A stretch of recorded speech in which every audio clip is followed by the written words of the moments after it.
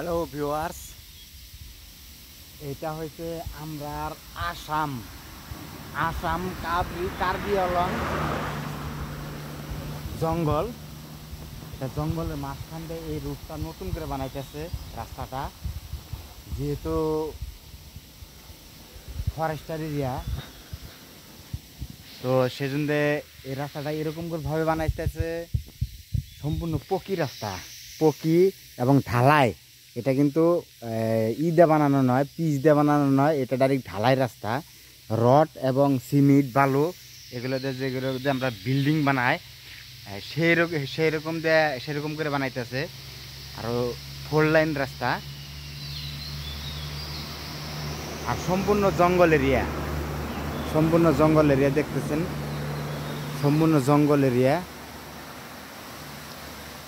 জায়গাটা কীরকম লাগলো অবশ্যই বলবেন।